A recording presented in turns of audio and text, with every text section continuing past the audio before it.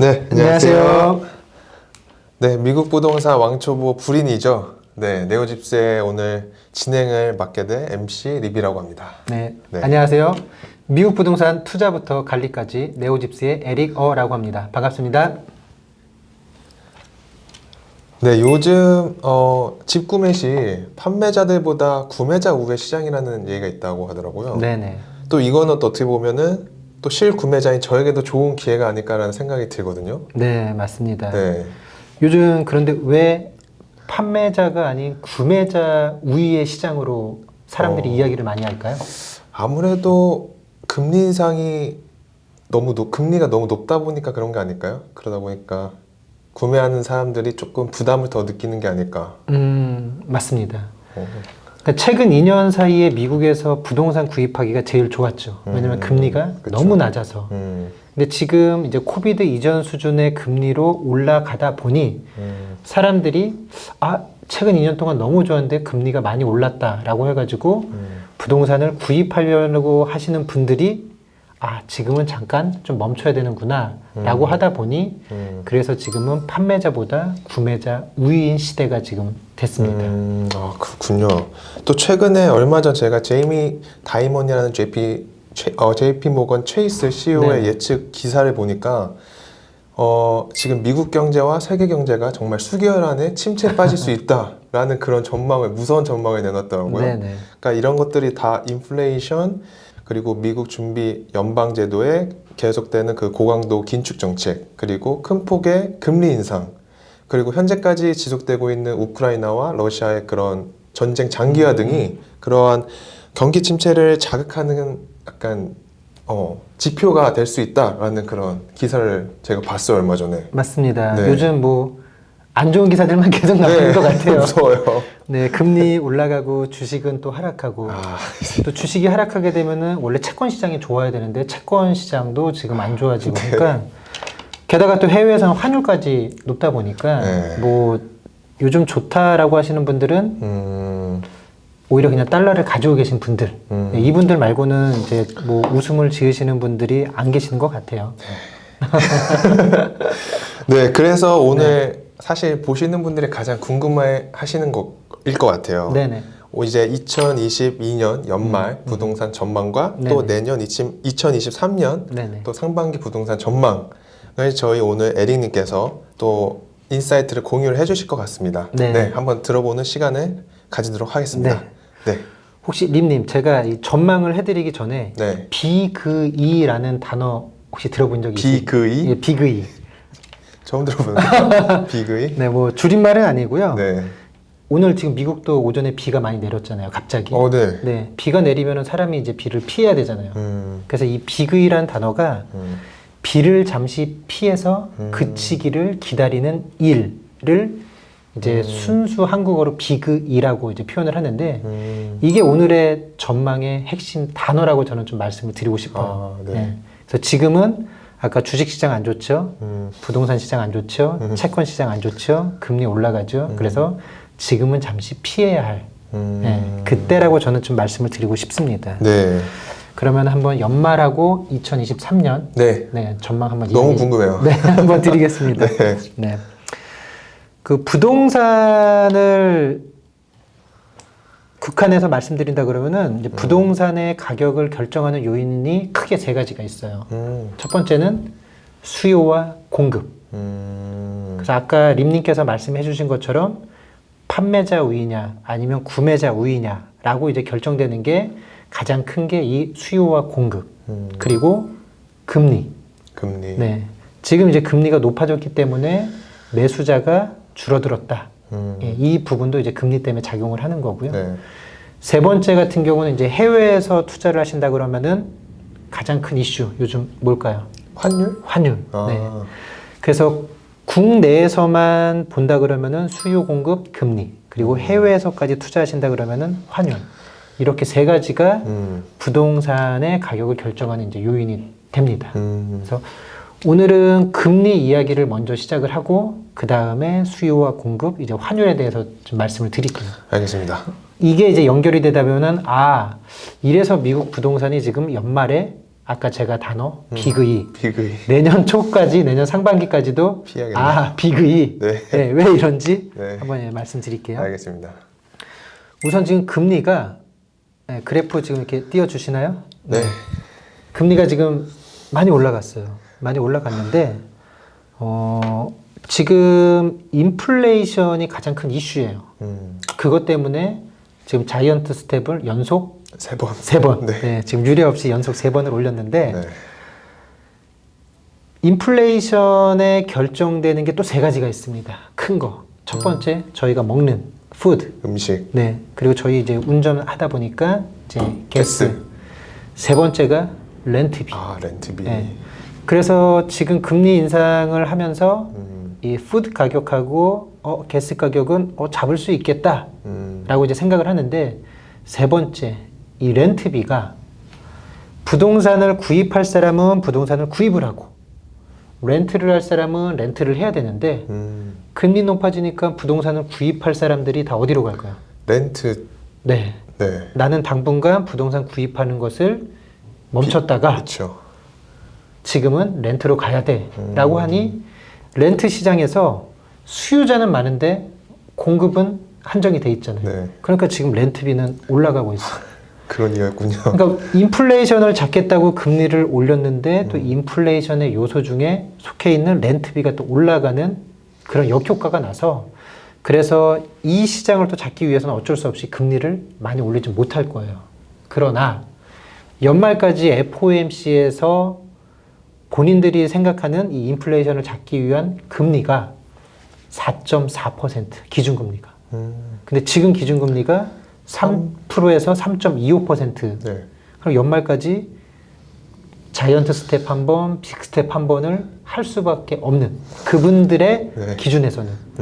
그래서 연말까지는 이제 시기가 좋지는 않을 것 같고요. 아, 그러네요. 네.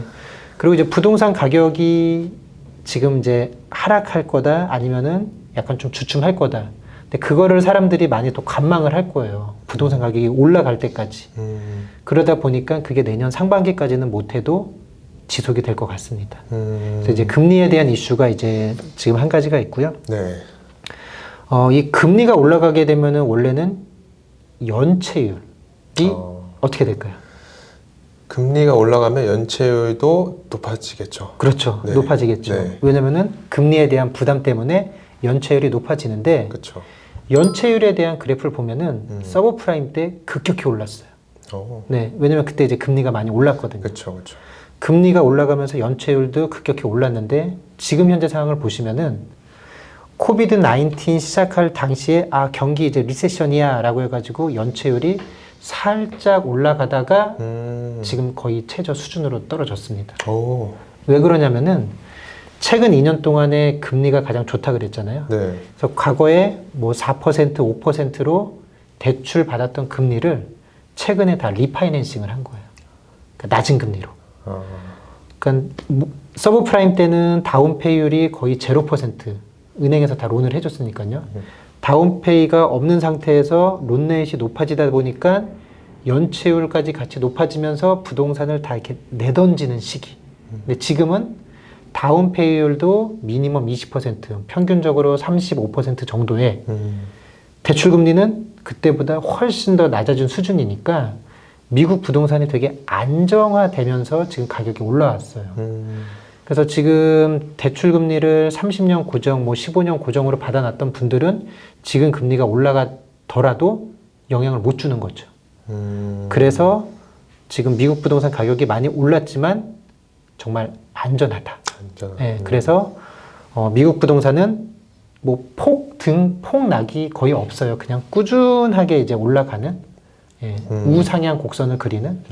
그래서 이제 금리에 대한 영향이 아주 크게는 못 주고 있고 무엇보다 이제 수요 공급인데 지금 미국의 목재 가격이 굉장히 낮아요. 네, 목재 가격이 낮은 이유는 뭐냐면은 이제 빌더들이 건설사에서 건설을 해야 되잖아요. 그렇죠. 근데 건설을 안 하게 되면은 목재 가격이 낮아질 거고 사람들이 건설을 많이 하면은 목재 가격이 높아질 텐데 지금 목재 가격이 낮다라는 거는 건설을 안 한다. 네. 건설 시장이 지금 조금 냉각기다. 네.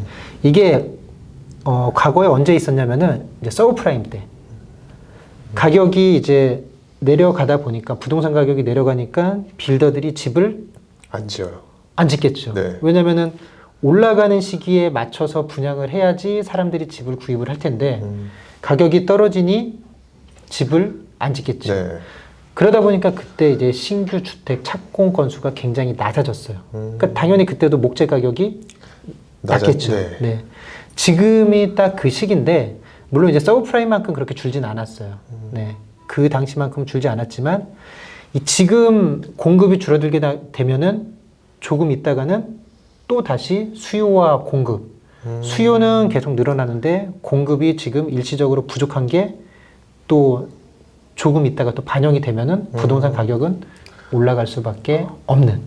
네, 그래서 미국이 전통적으로 매도자 우위라고 해요. 매도자, 판매자. 네네. 이유는 공급량은 일정한데 수요량은 많다 보니까 절대적으로 공급이 부족한. 근데 지금 서브프라임 때 그때 이제 못 지었던 것들이 아직도 지금 반영이 되고 있고 지금 현재도 짓지 못하는 부분이 향후에 반영이 된다 그러면은 미국 부동산 가격은 올라갈 수밖에 없는 상황. 그래서 이 수요와 공급 측면에서도 미국 부동산은 그냥 꾸준히 올라가는 상황이라고 좀 보시면 될 것 같고요. 그리고 세 번째, 지금 뭐 미국에 계신 분들은 어차피 달러를 이제 통용하니까 큰 상관이 없으시겠지만 이제 해외, 특히 이제 유튜브를 이제 한국에서 많이 보실 거예요. 한국에 계신 분들은 이제 유학생 자녀 있으신 분들 달러를 또 보내셔야 되니까 네, 그렇죠. 굉장히 요즘 많이 슬프실 거예요. 네. 네. 그리고 미국 부동산 구입을 생각하셨던 분들도 환율이 갑자기 30% 정도, 40% 올라가니까 망설이겠네요. 고민하실 수밖에 없죠. 네. 네. 근데 지금 이 시기는 물론 미국 부동산 뭐 지속적으로 올라가겠지만 환율이 높을 때는 좀 피하시는 게 저는 맞다고 생각을 해요. 그래서 이 환율도 오히려 주식, 뭐 채권 금리, 그 다음에 경제보다 더 전망하기 어려운 게 솔직히 환율 시장이거든요. 환율은 뭐 한 가지만 가지고 이제 결정이 되는 게 아니라 정말 복합적인 이슈이기 때문에 환율 전망하시는 분들이 굉장히 어려워하세요. 하지만 지금이 역대로 봤을 때 아주 높은 수준, 정규 범프에서 조금 벗어난 수준이기 때문에 이 시기는 조금 피하시고 환율이 그래도 한 1250원대까지는 네. 1250원. 네, 그 정도까지는 이제 지켜보시다가 그때 이제 미국 부동산 투자를 고려하시는 게 저는 좋다라고 생각을 합니다. 네. 알겠습니다. 혹시 오늘 이야기를 들으시고 네. 연말, 내년 초까지 네. 좀 어떻게 부동산을 좀 바라보셔야 된다는 생각이 드시나요? 네, 1250원.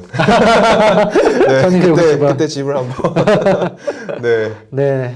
그러면 또 저희가 내꿀. 내꿀. 네네.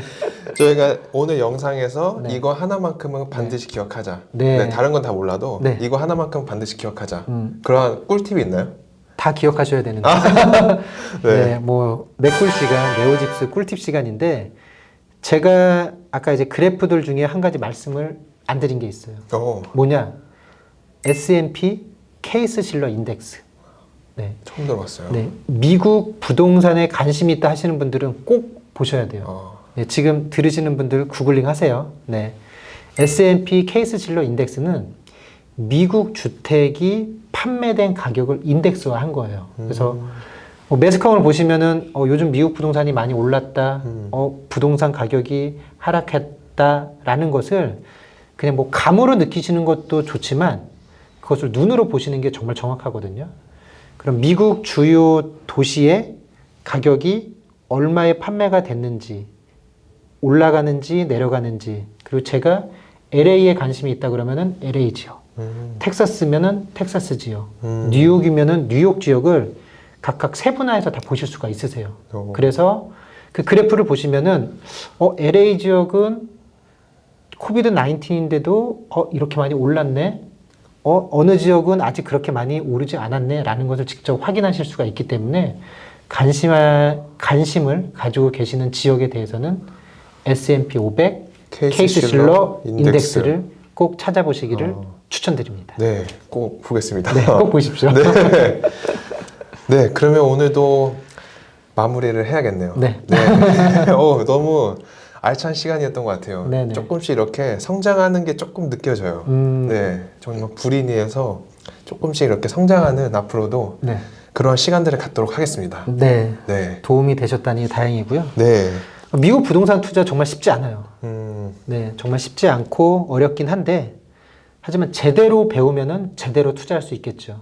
그 제대로 가는 길에 저희 네오집스가 함께 할 테니, 네, 다음 영상 또 좋은 컨텐츠로 찾아뵙도록 하겠습니다. 알겠습니다. 네. 네, 그러면 오늘도 영상 시청해 주셔서 감사드립니다. 네, 감사합니다.